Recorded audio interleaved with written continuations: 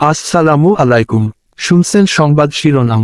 নাসিরনগরে লাশবাহী অ্যাম্বুলেন্সের ডাকাত দলের হামলা, আহত 9। এখন শুনবেন বিস্তারিত।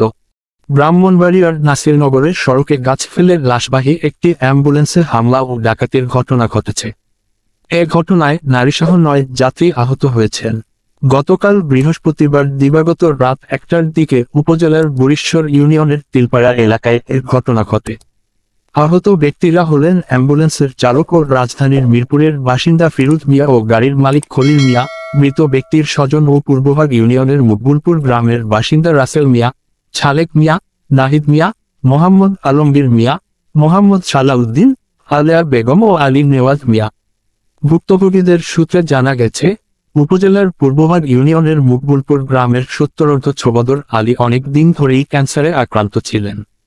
কয়েক দিন আগের স্বজনেরা তাকে রাজধানীর মিরপুরে আহসানিয়া ক্যান্সার হাসপাতালে ভর্তি করেন। সেখানে চিকিৎসাধীন অবস্থায় গতকাল রাতে তার মৃত্যু হয়।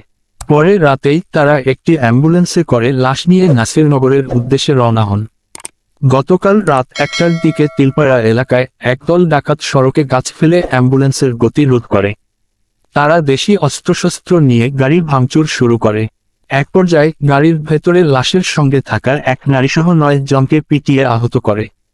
ভুক্তভোগীদের অভিযোগ, অ্যাম্বুলেন্সের চালকসহ যাত্রীদের কাছ থেকে 10টি মুঠোফোন ও অর্ধলক্ষাধিক টাকা লুট করেছে ডাকাত দলটি।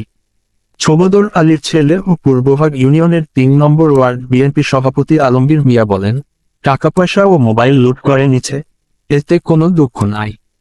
কিন্তু আমার মৃত বাবার লাশের ওপর হামলা করেছে ডাকাতেরা, এটা কোনোভাবেই মেনে নিতে পারছি না।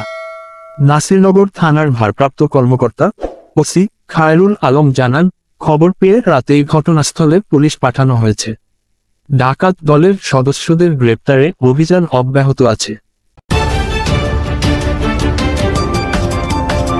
ব্রাহ্মণবাড়িয়া 24.নিউজ।